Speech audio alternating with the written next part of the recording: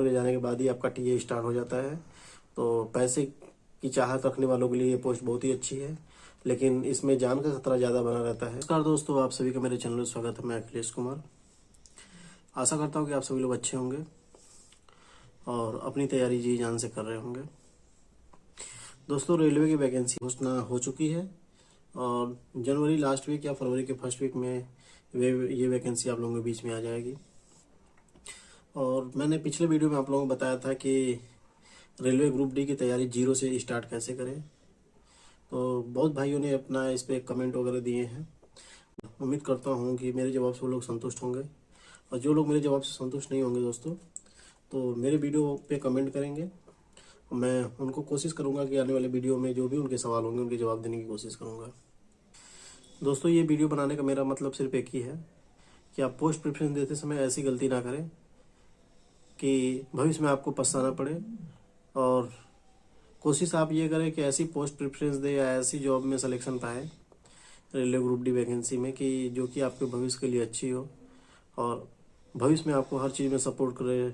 Public holiday वगैरह में, salary में, स्टडी टाइम में, वर्किंग नेचर में, सभी चीज़ों में आपको सपोर्ट करता रहे। तो उन्हीं सब विषयों पे ये बात करेंगे। दोस्तों, पोस्ट प्रेफरेंस के लिए जो कैटेगरी बांटा है, स्टडी टाइम कितना मिलेगा, गर्ल्स के लिए कौन सा पोस्ट अच्छा रहेगा और सैलरी कितना रहेगा, वर्क लोकेशन और वर्क लोड कैसा रहेगा, और सबसे महत्वपूर्ण चीज़ जो है कि वो हॉलीडे और लीव आपको किस पोस्ट में सबसे ज़्यादा है, किस पोस्ट में कम है और कहाँ बिल्कुल भी मुश्किल से लीव आपको मिलेगा। इन सारी विषयों पे सारे पोस्टों को मैंने कैटेगराइज किया है। तो सबसे पहले पोस्ट के बारे में बात करते हैं जो कि TLAC है। TLAC के बारे में बात करें तो इसमें आपको टाइम बहुत मिलेगा पढ़ने के लिए। अगर आप पढ़ाई जारी रखते हैं तो अच्छे पोस्ट तक जा सकते हैं। और कहीं ना कहीं वर्कशॉप के बारे में यह बात कहा जाता है कि इसमें जो नहीं पढ़ पाता है वो कहीं नहीं पढ़ पाएगा, क्योंकि इसमें पढ़ाई करने के लिए आपको बहुत सारा टाइम मिलेगा। इससे बढ़िया जॉब नहीं है पूरे रेलवे में पढ़ने के लिए। और वर्कलोड की बात करें तो वर्कलोड नॉर्मल होता है, आपको 2 से 3 घंटे का काम होता है इसमें। और इसमें वर्कलोड आपका फिक्स होता है, नाइट ड्यूटी नहीं होती है। और इसमें सैलरी की बात करें तो सैलरी में आपको 3 से 4 हज़ार रुपये और किसी किसी वर्कशॉप पे 5-5 हज़ार रुपये सैलरी अधिक मिलती है आपको इंसेंटिव के रूप में। क्योंकि वर्कशॉप वगैरह में क्या होता है कि आपको एक टारगेट दिया जाता है कि आपको 1 महीने में काम करना है ये, और वहाँ के एम्प्लॉय वगैरह मिलकर उसको अगर समय से पहले पूरा कर देते हैं तो एक इंसेंटिव के रूप में कुछ धनराशि उनको दी जाती है। इसीलिए सैलरी में थोड़ा हाइक देखने को मिलता है। और ये गर्ल्स के लिए जॉब बोले तो बहुत अच्छा है। हॉलीडे लीव वगैरह बहुत आसानी से मिलता है, हॉलीडे आपका ऑफ होता है। प्रमोशन पॉलिसी अच्छी है इसमें। ग्रुप डी से टेक्नीशियन आप 2 साल में बन जाएंगे। और बाकी जगहों के मुकाबले यहाँ पे बहुत अच्छा प्रमोशन है। ओपन लाइन वगैरह में देखेंगे या तो प्रमोशन लेट है। और वर्क प्रोफाइल इसमें जो काम आपको करना पड़ेगा ये AC कोच वगैरह के मेंटेनेंस से संबंधित होता है। काम ज़्यादा भारी नहीं होता, बहुत ईजी काम होता है। और आप लोग as a group D employ join करेंगे तो सिर्फ आपको काम सीखना होगा 2 साल तक। उसके बाद जब आप टेक्नीशियन में प्रमोट होंगे तब आपको थोड़ा बहुत काम का लोड दिया जाएगा, वरना आप काम सीखते सीखते आसानी से काम कर लेंगे। और दूसरी बात करें मैकेनिकल वर्कशॉप, तो इसमें वर्कलोड 2 से 4 घंटे का होता है। ज़्यादा कोई इसमें भी काम का कोई प्रेशर नहीं था। पढ़ने के लिए भरपूर टाइम मिलता है। गर्ल्स के लिए सूटेबल पोस्ट है। और सैलरी सेम 3 से 4 हज़ार रुपये इसमें भी आपको इंसेंटिव के रूप में मिलते रहते हैं। जॉब लोकेशन आपका फिक्स होता है। जनरल शिफ्ट की ड्यूटी होती है। और इसमें इलेक्ट्रिकल वर्क को छोड़ के बाकी सारा काम होता है, जैसे कि वेल्डिंग और व्हील वगैरह को देखना, ये सारे काम इसमें होते हैं। छुट्टी इसमें आसानी से मिल जाती है। प्रमोशन थोड़ा लेट होता है। और इंसेंटिव वही जो मैंने बताया 4 से 5 हज़ार रुपये इसमें मिल जाते हैं। तीसरा पोस्ट आ गया आपका electrical loco shed. Electrical loco shed में कभी कभी नाइट ड्यूटी लगता है। वर्कलोड ड्यूटी आवर फिक्स होता है। इसमें रेलवे के इलेक्ट्रिक इंजन का मेंटेनेंस का काम होता है। और गर्ल्स के लिए ये पोस्ट कठिन भी नहीं बोल सकते, आसान भी नहीं बोल सकते, मॉडरेट है, आप लोग इसको ज्वाइन कर सकते हैं। वैसा कुछ काम होता नहीं। और गर्ल्स के लिए खासकर वर्कशॉप में मैंने देखा है कि उनको सिस्टम वगैरह पे बैठा के काम करवाते हैं, ज़्यादा वैसा कोई काम उनसे करवाया नहीं जाता है। तो आप लोग बेहिचक वर्कशॉप वगैरह आपको अलॉट हो तो ज्वाइन कर सकते हैं, कोई परेशानी भरी बात नहीं है। और सैलरी में इसमें इंसेंटिव वगैरह नहीं मिलता है।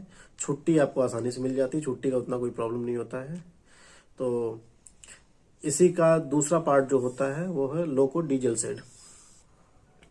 तो जहाँ पे इलेक्ट्रिकल का मेंटेनेंस होता था, इलेक्ट्रिकल इंजन का, वहाँ पे दूसरे पार्ट में जो कि डीजल लोको शेड है, उसमें लोको जो डीजल वाला होता है उसका मेंटेनेंस का काम होता है। तो इसमें ज़्यादा कुछ अंतर नहीं होता, सेम सब कुछ वही होता है। सिर्फ यहाँ पे थोड़ी सी गंदगी ज़्यादा होती है क्योंकि डीजल और ये मोबिल ग्रीस वगैरह का काम हो जाता है, जिसकी वजह से इसमें थोड़ा सा गंदगी ज़्यादा होता है। बाकी सारा का काम सब कुछ सेम ही होता है। और कभी कभी नाइट ड्यूटी होता है, गर्ल्स के लिए पोस्ट सुटेबल है। सैलरी में कोई इंसेंटिव वगैरह नहीं होता है और छुट्टी वगैरह भी इजीली मिल जाता है, कोई ज़्यादा खास दिक्कत नहीं होता है। तो आते हैं आप पोस्ट पे, जो कि है ट्रेन लाइट। इसमें ट्रेन लाइट एवं फैन का मेंटेनेंस करना होता है। जॉब लोकेशन फिक्स होता है, या तो आपको वर्कशॉप में दिया जाएगा या तो आपको स्टेशन पे दिया जाएगा। और इसमें सबसे बड़ा बात होता है, एक होता है स्काउट ड्यूटी,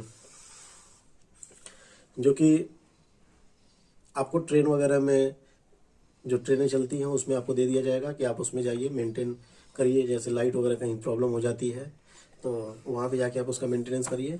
और इसमें टीए बहुत ज़्यादा बनता है, क्योंकि आप जानते हैं रेलवे में अपने हेड क्वार्टर से 8 किलोमीटर दूर जाने पे, और इसमें 3 शिफ्ट में ड्यूटी होती है, 6 से 2, 2 से 10, 10 से 6।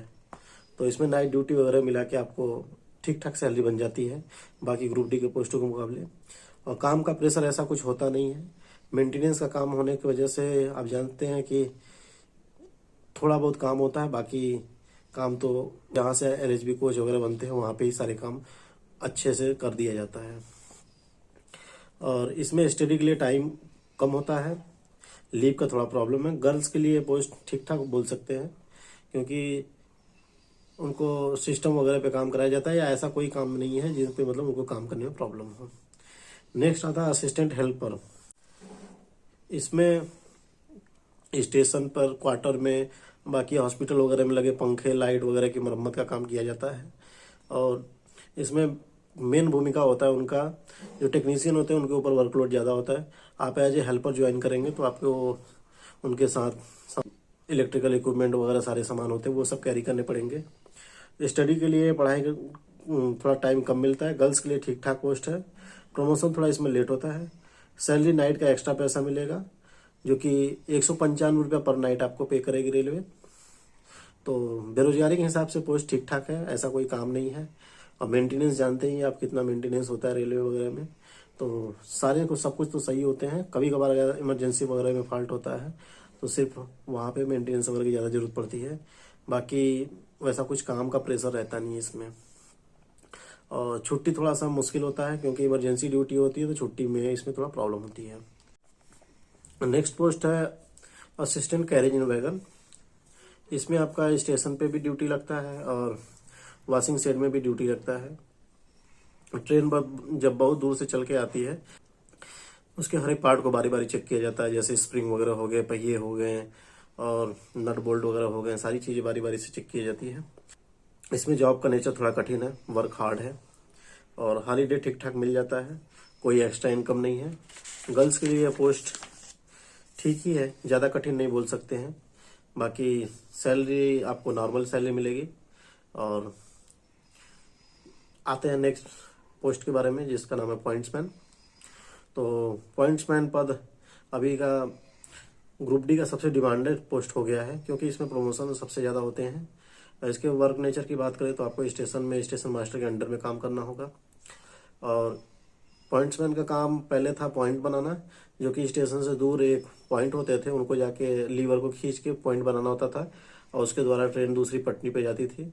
लेकिन अब सारा सब कुछ ऑटोमेटिक होने की वजह से पॉइंट्समैन का काम सिर्फ झंडी दिखाना रह गया है। और उसके साथ साथ ट्रेनों को, जैसे इंजन को काट के दूसरे डिब्बे में जोड़ना या फिर डिब्बों को काट के अलग करना, ये सारे काम पॉइंट्समैन के रह गए हैं। और लोको पायलट वगैरह और गुड्स गार्ड वगैरह जो होते हैं उनके बक्से को उठा के स्टेशन तक लाना है, या फिर उनके बक्से को उठा के स्टेशन से इनके इंजन तक ले जाना। ये सारे काम पॉइंट्स बन के रह गए हैं। जॉब का नेचर अच्छा होता है इसमें, और गर्ल्स के लिए पोस्ट ठीक ठाक होता है। और सैलरी इसमें आपको नाइट का सिर्फ एक एक्स्ट्रा अलाउंस मिलेगा। और इसकी जॉब नेचर की बात करूँ तो इसमें 12 घंटे कहीं कहीं जॉब होता है छोटे छोटे स्टेशनों पे, और बाकी जहाँ ज़्यादा गाड़ियाँ गुजरती हैं वहाँ पे 8 घंटे तक की ड्यूटी होती है। छुट्टी का थोड़ा सा इसमें लफड़ा रहता है, छुट्टी थोड़ी मुश्किल से मिलती है, क्योंकि आपको मैनेज करके चलना पड़ता है कि कोई छुट्टी गया तो आपको छुट्टी नहीं मिल सकता इमरजेंसी केसों को छोड़ के। बाकी अपने स्टाफ से मैनेज करके आप छुट्टी इसमें ले सकते हैं, लेकिन बाकी पोस्टों के मुकाबले इसमें छुट्टी थोड़ी मुश्किल से मिलती है। अब आते हैं एक सबसे प्रमुख पोस्ट के बारे में, जिसका नाम है असिस्टेंट टीआरडी। तो इस पोस्ट के बारे में बता दें आपको कि टीआरडी का काम होता है रेलवे के जो वायर वगैरह होते हैं, जिसमें कि लोको पेंटोग्राफ से कनेक्ट करके 25,000 केबी की सप्लाई से अपने आप को चलाता है, उसके रख रखाव मेंटेनेंस आदि का काम होता है। तो इसमें सैलरी बहुत अच्छा होता है। गर्ल्स के लिए ये पोस्ट ठीक ठाक ही पोस्ट होता है। और इसमें काम की बात करें तो इसमें आपको जो वायर वगैरह होते हैं उनके मेंटेनेंस का होता है। वर्क ज़्यादा कोई हार्ड नहीं होता है, लेकिन वर्क लोकेशन इसका फिक्स नहीं होता है। ये आपको पूरे डिवीजन में घूम घूम के काम करना पड़ता है। और काम की बात करें तो काम मुश्किल से इसमें 2 या 3 घंटे का होता है। जब भी ब्लॉक मिलता है तो काम होता है, तो काम का वैसा कोई प्रेशर नहीं होता है, लेकिन आपको कोई एक जगह फिक्स नहीं रह के काम करना होता है, इसलिए थोड़ा सा इसमें गर्ल्स के लिए प्रॉब्लम होगा। और सैलरी की बात करें तो सैलरी बहुत अच्छा है इसमें, पर डे का टीए बनेगा आपका। और लीव थोड़ा सा मुश्किल से मिलता है, लीव के लिए आपको थोड़ा इसमें मैनेज करना पड़ेगा। बाकी अगर सैलरी वगैरह के देखें तो पोस्ट अच्छी है। आप इसमें अगर आपका सिलेक्शन होता है इस पोस्ट के लिए, आप एलिजिबल होते हैं तो आप इसमें ज्वाइन कर सकते हैं। अब बात करते हैं सिग्नल एंड टेलीकॉम पोस्ट के लिए, जो कि रेलवे विभाग का एक बहुत महत्वपूर्ण पोस्ट है। और ये जैसा कि आप जानते हैं सिग्नल एंड टेलीकॉम नाम ही इसका है, तो सिग्नल वगैरह से रिलेटेड इसमें सारे काम होते हैं। ये सिग्नल एंड टेलीकॉम 2 भाग में बटे होते हैं। अगर आपकी ड्यूटी टेलीकॉम में लगी तब तो आप ठीक ठाक हैं। अगर आपकी ड्यूटी सिग्नल डिपार्टमेंट में लगी हुई है तो ये बहुत ही सेंसिटिव पोस्ट होता है। इसकी ड्यूटी 24 घंटे होती है। मैं जब रेलवे में था तो सिग्नल वालों का हाल ये था कि अगर बिजली चमकने लगी या बारिश होने लगी तो वो अपना उठ के पैंट शर्ट वगैरह पहन के रेडी हो जाते थे कि कब कहाँ से फ़ोन आ जाए। और कोई भी सिग्नल फेलियर होता है तो आपको इमीडिएट जाके वहाँ पे दुरुस्त करना पड़ता है। तो ये पोस्ट थोड़ी सी गर्ल्स के लिए मुझे सूटेबल नहीं लगती है। बाकी सैलरी वगैरह की बात करें तो टीए वगैरह लेके अच्छा खासा इसमें भी सैलरी बन जाता है। और प्रमोशन वगैरह थोड़ा सा लेट है इसमें बाकी पोस्टों के मुकाबले, लेकिन जहाँ तक बेरोजगारी है तो आप सिग्नल एंड टेलीकॉम मिले तो भी अच्छा से अपना वर्क नेचर वगैरह को देखते हुए ज्वाइन कर सकते हैं। और लीव वगैरह इसमें थोड़ा सा मुश्किल होता है लेने में, क्योंकि स्टाफ लिमिटेड होते हैं और अचानक से छुट्टी लेने में थोड़ा प्रॉब्लम होता है। प्री प्लान करके अरेंजमेंट करके आप लोग छुट्टी इसमें ले सकते हैं। अब आते हैं एक महत्वपूर्ण पोस्ट जो है कि ब्रिज असिस्टेंट या ब्रिज हेल्पर, इसके बारे में बात करते हैं। तो दोस्तों आप लोग जानते हैं कि रेलवे बहुत सारे ब्रिजों के ऊपर या नदियों के ऊपर जो ब्रिज बने होते हैं उन पे भी अपना ट्रैक वगैरह बिछा के रेलवे के संचालन करने में लगी हुई है, या कहीं कहीं संचालन होते भी हैं। तो उन सभी का रख रखाव का जिम्मेदारी भी रेलवे का ही होता है। तो उसके लिए भी एक पोस्ट है ब्रिज हेल्पर या ब्रिज असिस्टेंट। तो उनका काम ये होता है कि जो रेलवे में ब्रिज वगैरह होते हैं उनके नट बोल्ट वगैरह को जो ढीले हो जाते हैं उनको टाइट करना, पेंट करना, बाकी सारे रख रखाव से संबंधित जिम्मेदारी भी ब्रिज असिस्टेंट या ब्रिज हेल्पर की होती है। तो ये पोस्ट मेरे हिसाब से लड़कियों के लिए सूटेबल नहीं है। और सैलरी की बात करें तो सैलरी बहुत अच्छा है इसमें आपको महीने के 30 दिन टीए बनेंगे, क्योंकि आपकी जो जॉब लोकेशन होगी वो पूरे डिवीजन में घूम घूम के करनी होगी। और अपने हेडक्वार्टर से 8 किलोमीटर जाने के बाद ही आपका टीए स्टार्ट हो जाता है। तो पैसे की चाहत रखने वालों के लिए ये पोस्ट बहुत ही अच्छी है, लेकिन इसमें जान का खतरा ज़्यादा बना रहता है। क्योंकि जब मैं रेलवे में था तो गुवाहाटी डिवीजन में एक लड़का जो कि राजस्थान का था, ब्रिज हेल्पर था, उसकी डेथ हो गई थी ब्रिज से गिरने के कारण। तो ये पोस्ट थोड़ा सा रिस्की है। अपने आप को सेफ्टी के साथ काम करेंगे तो फिर बाकी लोगों के साथ आप भी काम में पारंगत हो जाएंगे, तो फिर कोई दिक्कत नहीं होगी। और छुट्टी वगैरह का इसमें थोड़ा सा दिक्कत होता है। और काम का वैसा कोई प्रेशर नहीं रहता है, काम इसमें ब्लॉक लेके किया जाता है। तो मान लीजिए कि 2 या 3 घंटे का काम अगर होता है आपका, इससे ज़्यादा कोई वर्कलोड तो होता नहीं है। अब बात करते हैं असिस्टेंट ट्रैक मशीन की। तो दोस्तों, असिस्टेंट ट्रैक मशीन के बारे में कहा जाता है कि ये रेलवे के बंजारे हैं। रेलवे के बंजारे का मतलब कि आज यहाँ पे हैं, कल आज दिल्ली में है, कल पंजाब में रहेंगे, परसों बिहार में रहेंगे। तो इनका कोई वर्क लोकेशन फिक्स नहीं होता है। ये एक पूरे जोन में घूमते रहते हैं और कोई वर्क लोकेशन फिक्स न होने के कारण थोड़ी सी इसमें कम होती है स्टेबल करने में। और रहने की सुविधा जो आप लोगों की होती है, वो मशीन के साथ ही एक कोच लगा होता है, उसमें आप लोगों को रहने की व्यवस्था की जाती है। उसमें पीवे जो होते हैं, एसएससी वगैरह जो होते हैं वो रहेंगे, एक टेक्नीशियन रहेगा और ग्रुप डी का स्टाफ भी उन्हीं के साथ में रहता है। तो कोई फिक्स लोकेशन न होने की वजह से थोड़ा सा इसमें जॉब का प्रॉब्लम है। और लड़कियों के लिए ये पोस्ट मेरे हिसाब से सूटेबल नहीं होगा, क्योंकि वर्क लोकेशन और वर्क सिचुएशन दोनों ही गर्ल्स के हिसाब से बहुत डिफरेंट होगा। तो गर्ल्स के लिए पोस्ट बेहतर नहीं है। और सैलरी की बात करें तो सैलरी इसमें बहुत अच्छा खासा है। आपको महीने में 7 दिन छुट्टी मिलेगा।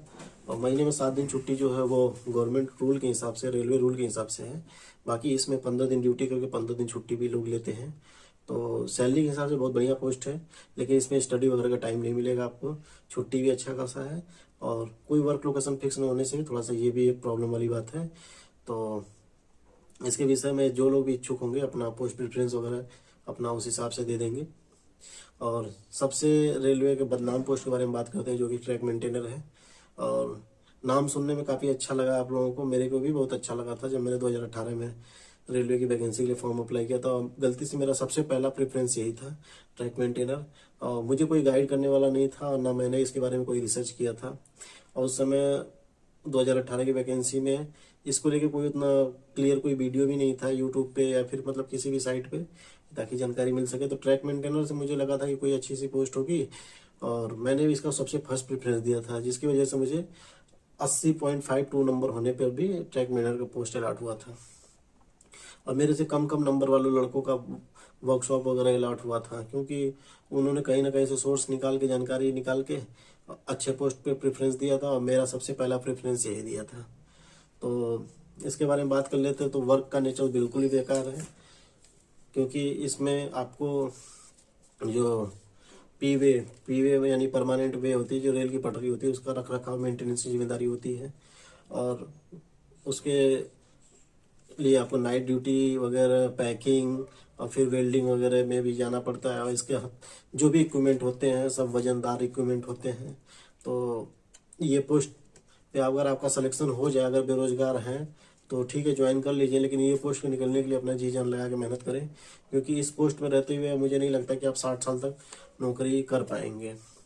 क्योंकि ये पोस्ट पर आने के बाद सिर्फ आदमी बेरोजगारी के डर से और पैसा जो महीने में सैलरी क्रेडिट होती रहती है उसके लालच में ड्यूटी करता तो रहता है, लेकिन इस पोस्ट पे आने के बाद आपको लगेगा कि सारी पढ़ाई लिखाई बेकार है। क्योंकि मैं खुद 1 साल ट्रैकमैन के पोस्ट पे रहा था, तो मैं इस चीज़ को फील करता था कि नाइट ड्यूटी में 16-16 किलोमीटर पेट्रोलिंग करना ट्रेन की पटरी पर, वो भी ट्रेन से बचते हुए, क्योंकि कब ट्रेन आ जाए, इसमें जान का जोखिम सबसे ज़्यादा रहता है। हर रात को अपनी जान हथेली पे लेके चलना होगा आपको। और ट्रैक पे कहीं सांप मिल गए, कहीं जंगली जानवर मिल गए, कई बार मुझे ट्रैक पे सांप वगैरह भी मिले थे। तो उन सारी चीज़ों को आपको थोड़ा सा ध्यान देते हुए पोस्ट प्रेफरेंस ऐसा देना है कि आपको नौकरी जो मिले आपको, वो आपके नौकरी होने के बाद भी आपकी लाइफ को सपोर्ट करे। जैसे कि हॉलीडे वगैरह में आपको फैमिली लीव वगैरह फैमिली के साथ सेलिब्रेट करने में, या फिर स्टडी के लिए, या फिर सैलरी को लेके, हर चीज़। इसमें सैलरी भी कुछ खास नहीं है, लेकिन वर्कलोड इतना ज़्यादा है कि आप पूछिए मत। और फ्यूचर अगर आप इसमें बनाना चाहते हैं रेलवे में, तो पोस्ट प्रेफरेंस बहुत अच्छे से दें। और आशा करता हूँ कि वीडियो मेरा आपको पसंद आएगा। वीडियो थोड़ा लंबा हो गया है, लेकिन अगर आप पूरी जानकारी के लिए वीडियो को देखते हैं तो फिर बहुत ही शॉर्ट में मैंने कोशिश किया वीडियो बनाने के लिए। तो आज के लिए बस इतना ही। जय हिंद, जय भारत।